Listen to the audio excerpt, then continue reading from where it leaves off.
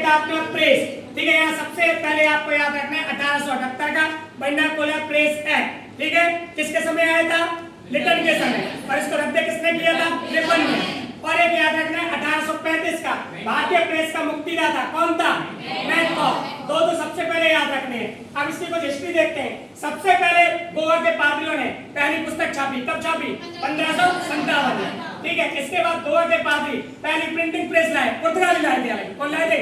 पुर्तगाली। और मुंबई में printing press east India company ने डाली, ठीक है। हाँ, इतना याद है। चलिए, इसके बाद 1776 में कंपनी के अधिकारियों का भ्रष्टाचार निकालने के लिए, भांडा फोड़ने के लिए विलियम बोल्टस एक पत्रिका लाना चाहते थे, लेकिन उसको गर्त में दबा दिया गया, ठीक है। चलिए, इसके बाद 1780 में द बंगाल गजट, ठीक है, इसका बोलते थे कलकत्ता जनरल। इसके बाद 1784 में क्या आया? कलकत्ता गजट। क्या आया? इसके बाद 1785 में बंगाल जनरल। एक दूसरी निकली थी, कौन सी निकली थी? The oriental magazine of Calcutta. 1786 में कलकत्ता क्रॉनिकल।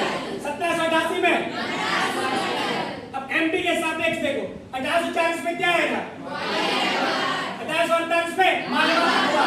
1853 में ग्वालियर गजट। हिंदी भाषा का उदंतमानन कब आया था? किसने निकाला था? और ये कलकत्ता में साप्ताहिक था। कौन सा था? साप्ताहिक था। इसके बाद प्रेस से संबंधित प्रमुख अधिनियम आए। पहला कब आया? 1793। 1823। उसके बाद कब आया? 1823। उसके बाद 1835 एआईएमपी है, ठीक है। उसके बाद 1800 एआईएमपी भावी विद्रोह के बाद देशद्रोह की भाषा, राष्ट्रद्रोह की भाषा 124 ए आईपीसी इंडियन पीनल एक्ट के तहत जोड़ी गई, ठीक है। आईपीसी कब आया? इसके बाद 1878 एआईएमपी है, वर्नाकुलर प्रेस एक्ट, किसको क्या बोलते हैं? मुंह बंद करने वाला अधिनियम, ठीक है। इसके बाद कब आया? 1908। उसके बाद 1910। उसके बाद 1920।